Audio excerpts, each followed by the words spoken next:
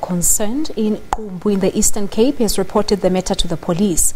Nomsa, which is not a real name, says the suspect is still at large. The initiation task team met in East London in the Eastern Cape in an attempt to find ways of rooting out illegal initiation surgeons and also limit the number of deaths. Our reporter Busisiwe Jemsana-Mantashe is following the story.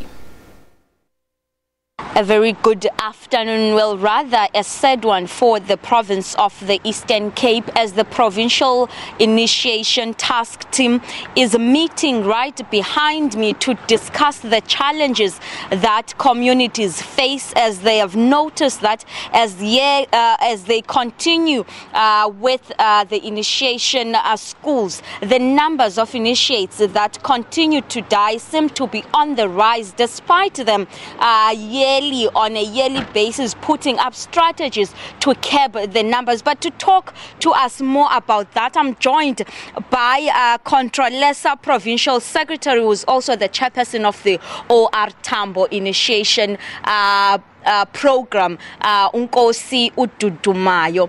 What are the objectives of this meeting? Thank you, Msasazo. The objectives of this session are to do an evaluation of what happened in the winter season, and also coming up with a strategy in order to curb the death in the season of December, as you have alluded, of which you are clear to say, after we have discovered, and then out of the challenges that we have observed, that the people are non-adhering to the legislation.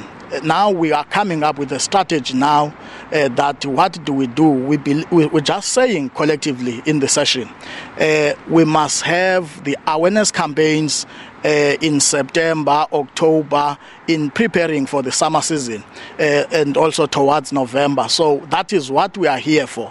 Out of analyzing the challenges that we went through, so we decided to come up with a plan. That is what we're doing inside. Mm-hmm. And there are cases, because we know of a case in Qumbu where a parent reported their child being circumcised illegally and underage. In those cases, what do you say? Because now that parents finds themselves in a position where some community members are victimizing her, saying that she should have not reported the matter. What do you say to those cases in the province?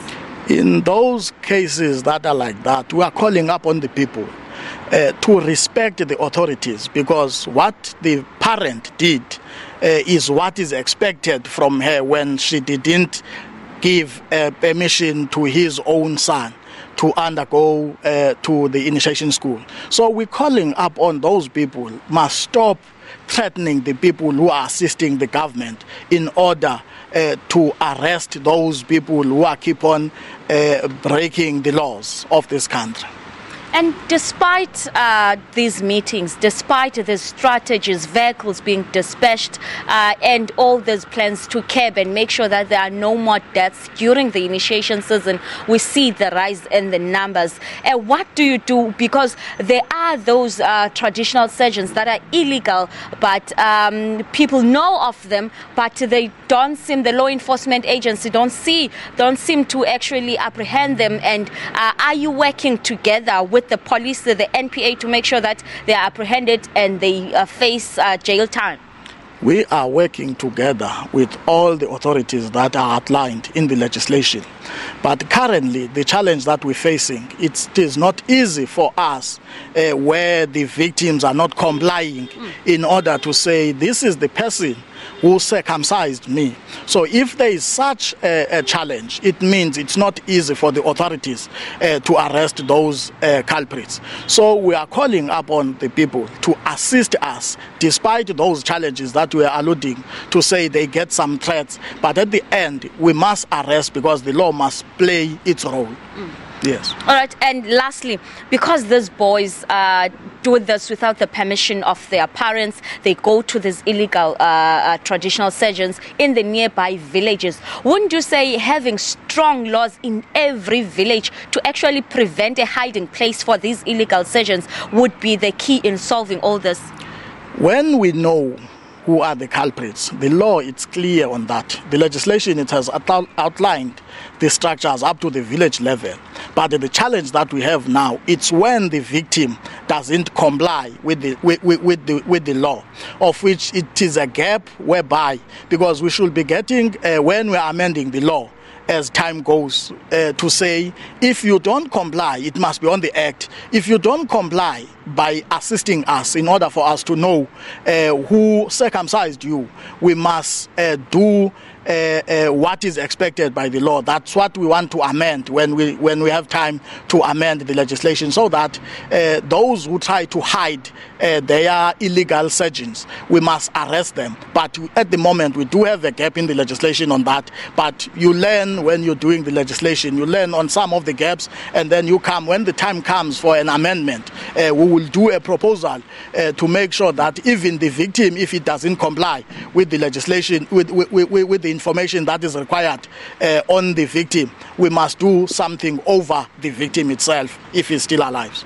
And lastly, those who are still alive, some of them lose their manhood. What do you do in those cases to give them the necessary support for them to continue with their lives? Yes, our partner on that, the social development, is assisting us. Even on our plans, just inside, we have talked about that, because there is a program for social counseling, social counseling by the department relevant, which is the social workers. So we have a plan for them, but we will be doing that as time goes, because they must play their role as they are the key strategic partner in our program. Thank you so much for your time. Well, Contralesa Provincial Secretary Nkosi Ududumayo saying that they are calling on all those communities to actually report these illegal initiation schools, and actually calling on those communities to protect those who report these, and not have cases whereby when people report they are victimized by communities. Well, over 11,000 boys went to initiation schools this last June winter season, and over 2,000 were rescued by the House of Traditional Leaders, or the Initiation Task Team, and the police. But sadly, 21 initiates lost their lives through the illegal initiation schools. This is a story we continue to monitor, and this is a story we continue to engage with the provincial leadership, with the House of Traditional Leaders, the police, and the government in their plans on curbing these deaths. And this meeting is hopefully their hope in trying to make sure that they curb these deaths. It will be seen in the summer initiation season in December whether or not the strategies that they are deliberating on inside will work and actually decrease, if not put an end to, the number of initiates who die during initiation school.